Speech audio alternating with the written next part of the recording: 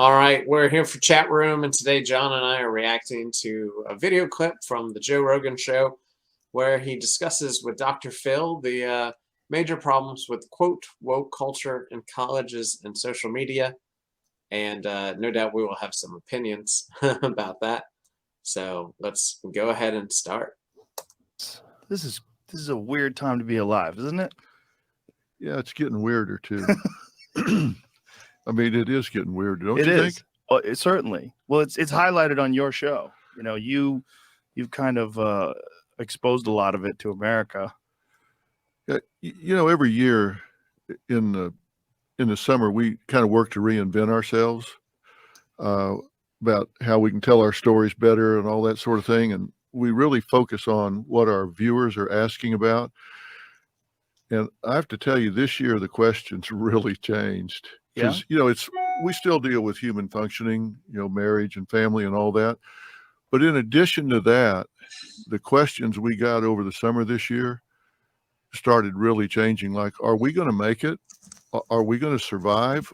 What are we safe? Are our kids safe? Are they safe in school? What are they being taught in school? Should we be going down there and seeing what they're teaching them? What's happening as far as values in this country? I mean, people started asking different questions. And so I changed everything. I used to have that studio audience out in the bleachers out there. I moved everybody on stage and we're just having a focus group every day. I got like 110 people up there. So I guess at this point, I should say, John, I haven't watched hardly any Dr. Phil. Yeah. So when he says he changes everything for it, I definitely don't have any perspective on that. But I'm curious because I know he's mentioning fears and stuff. Yeah. So I'm curious kind of how much will be like true fears or kind of what are like panics, basically, where people get really hyped up about stuff. Well, I'm kind of 50-50 with what he's saying. I definitely agree with what he's saying. I'm not disagreeing, but as far as like school shootings, like those have escalated since like the early 2000s. Like those have dramatically escalated. I know of like 4 within the South this year. You know what I mean? Which is like, people are probably saying like 4, right? But that's a lot. You know what I mean? Yeah. Like, and I do think like, he might be panicking or overreacting a little bit about like, should we go to these schools, see what they're teaching them? And why I say a little bit is like, yes, we should be on top of what teachers and what schools are feeding like our kids, the lower generation. But at the same time, like my father-in-law sent me this Instagram clip and it had like a dad. I don't know if he was talking to the school board or if he was talking to the state or in court. I'm not really sure what setting it was. It's kind of hard to tell. But the book had mentioned like, I guess I don't know if YouTube's gonna monetize me for this or not monetize, but kick it off. So I'm not gonna say it, but a bad word. And it said the bad word very like a lot. And it said like sexual terms, which I don't think it's good that, a 3rd grader can like check that book out of the library. But at the same time, it's like that book has been in how many years this particular book been in generations of our schools? You know what I mean? Like, why is it now? Like, that's the issue. Yeah.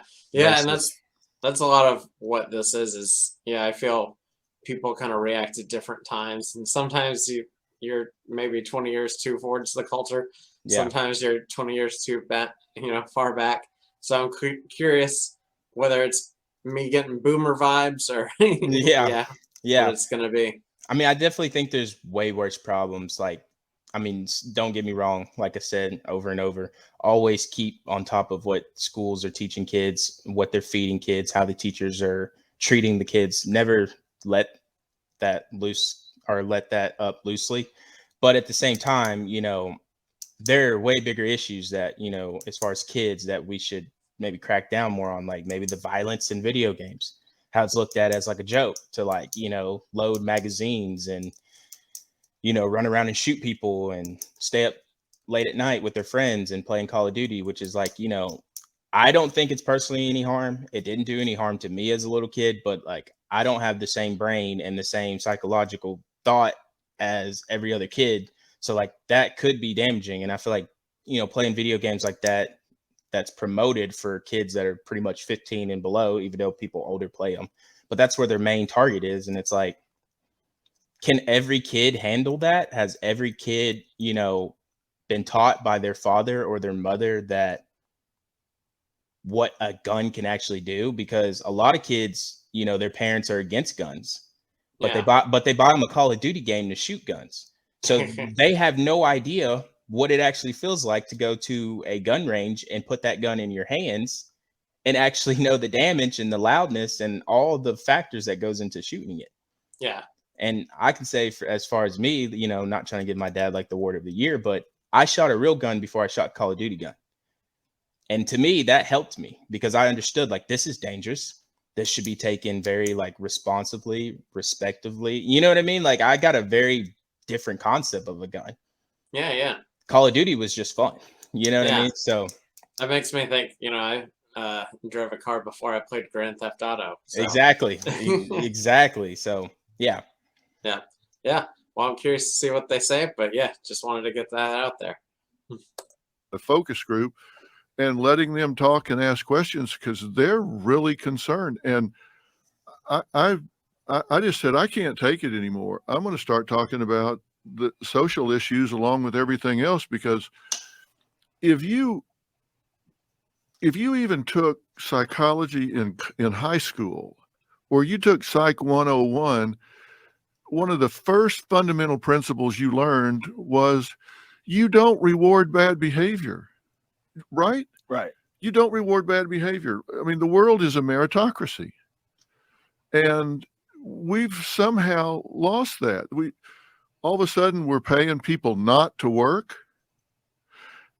more than they get if they work. Stop. So I assume your take is that that's probably referencing kind of the COVID money that we were getting. I would assume so, but it could reference a lot of things. I mean, it could reference, like people are making millions of dollars a year back to video games to Twitch and live stream that. So like, does he consider that working? I don't know. Yeah.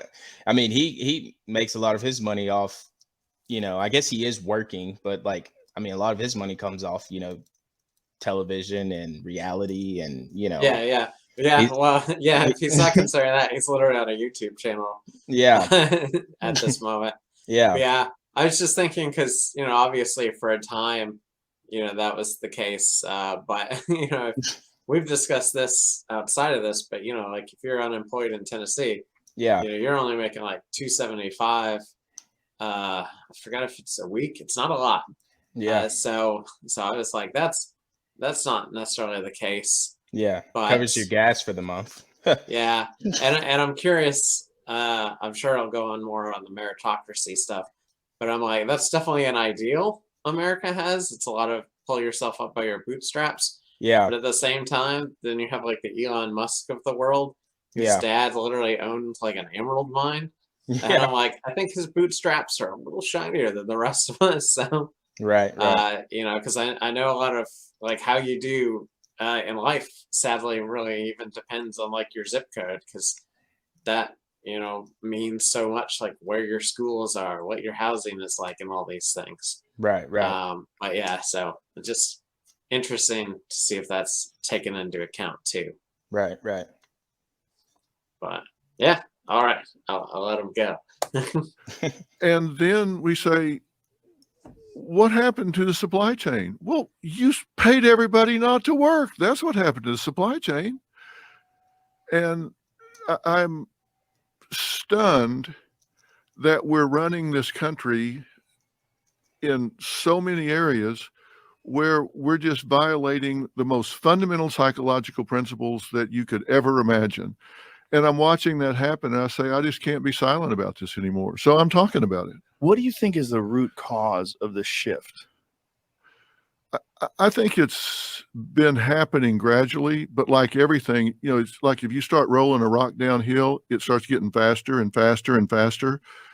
And I think it's happened for a lot of reasons, but I think we've got a whole generation of kids that are really smart, by the way. These kids are smart, but I think they've started living on their devices. It's kind of like along about 2007 or 8, like it seems like airplanes flew over the country and just started dropping smartphones and everybody's head went from here to here.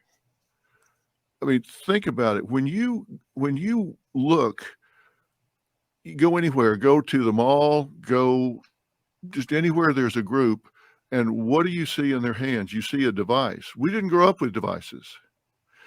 When I started Dr. Phil 21 years ago, the first text hadn't been sent. There were no social media platforms. None of that stuff was going on. Technology is great. Listen, I love technology. But we've got generations that started living virtually. They're watching people live their lives instead of living their own lives. Stop. And okay, so 2 things. I think, yeah, we kind of alluded to one earlier, Yeah. which is he's talking about living virtually and watching people live their lives. Yeah. My thought is definitely, I'm like, that's sort of what TV was, and Yeah. now YouTube and all that.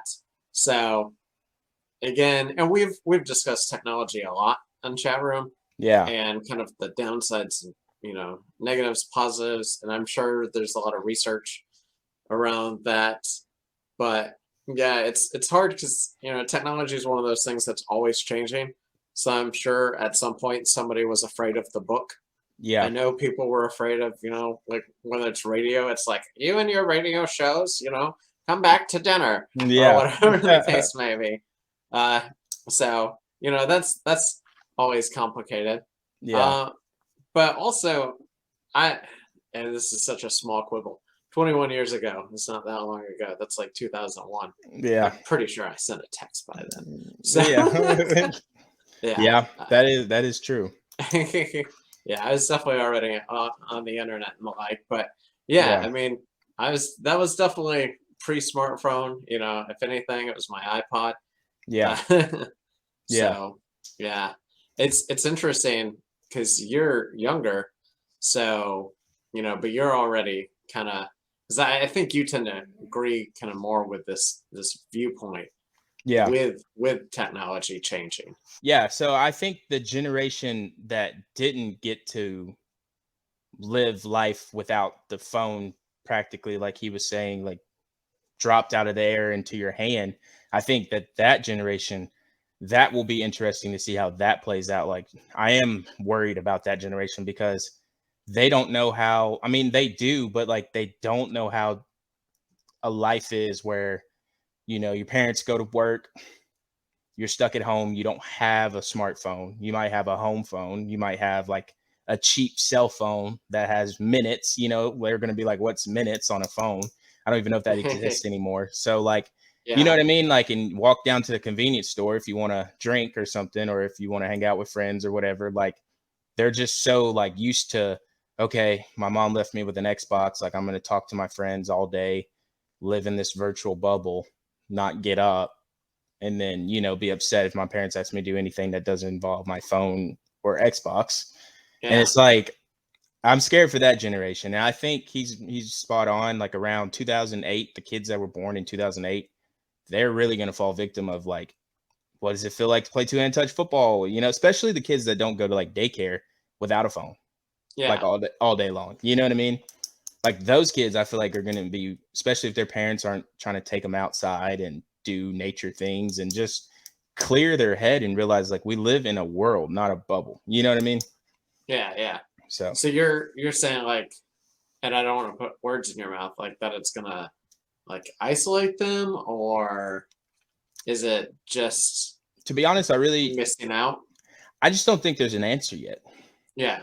Because just like you can learn how to use technology, you can learn how to get back outside and escape from a bubble. So it's not like the problem couldn't be fixed.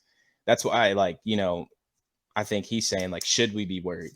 Should Sure. we be worried that kids have lived more of their life on an iPad / Xbox / cell phone more in the time that they've been alive than they have like just outside climbing a tree, fall off of it, break your arm kind of stuff? You know what I mean? Like get Yeah. dirty. Just have they lived that life more than they have? Because we've lived technically the life of no smartphone more than the smartphone life. Yeah. It wouldn't even compare. You know what I mean? So It is interesting too, because education came up earlier. yeah. Think about like the priorities of kind of schools, and I felt like, obviously as you get older, you tend to get less recess anyways, but stuff like that's just not big. Art education funding, it's not as big. Music education funding. Yeah. So and I'm sure like sports as well, PE. So a lot of those kind of things that you're kind of saying are substitutes, if not, like substitutes for kind of screen time.